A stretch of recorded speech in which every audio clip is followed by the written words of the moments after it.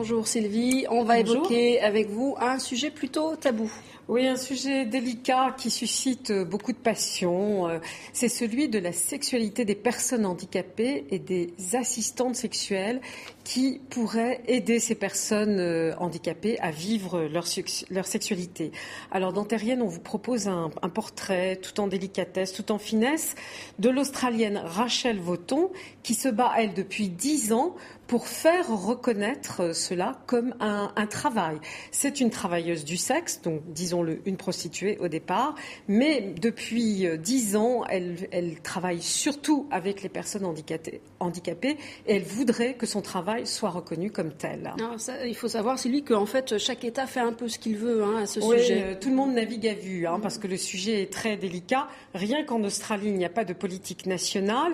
Ce sont les provinces qui décident si elles reconnaissent ou pas ce travail. Alors certaines oui et d'autres pas. En Europe, par exemple, c'est un métier reconnu en Allemagne, en Suisse ou aux Pays-Bas.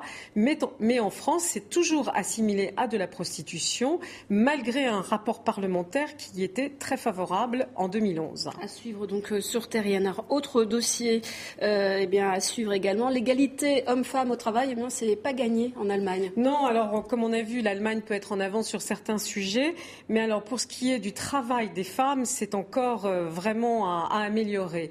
Le dernier rapport de l'Institut démographique allemande montre que les mères ont encore beaucoup de difficultés à choisir entre maternité et travail, avec de grandes disparités dans les Landes de l'Ouest ou dans les Landes de l'ancienne Allemagne de l'Est. Justement, qu'est-ce qui fait la différence entre l'Est et l'Ouest ? La grande différence, c'est que les crèches en Allemagne de l'Ouest ont été développées par le privé, en particulier par les grandes religions, les grandes églises.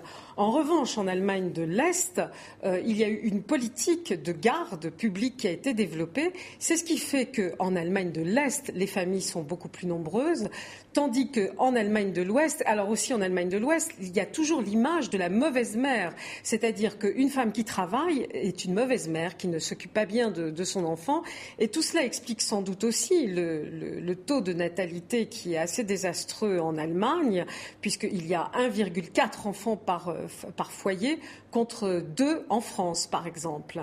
Écoutez, beaucoup de progrès à suivre donc pour l'Allemagne.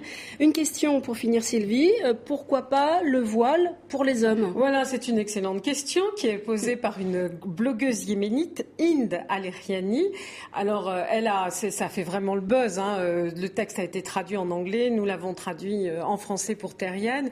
Et elle le pose, c'est un texte plein d'humour et elle dit, après tout, les hommes avec leur torse nu, leurs épaules larges sont aussi des objets de tentation. Ces acteurs avec leur brushing. Avec leur brushing. Donc il faudrait les voiler pour qu'on ne leur saute pas dessus. C'est vraiment un texte à lire et à relire. Je crois qu'il vous a beaucoup plu vous-même. Oui, parce qu'elle parle d'elle, enfant, de sa fenêtre, voir ces garçons courir et pourquoi ne pas les voiler. Bon, la question est posée, Sylvie. Toutes vos réactions, évidemment, on les attend sur notre portail Terrienne, sur le site de tv5monde.com. Merci, Sylvie.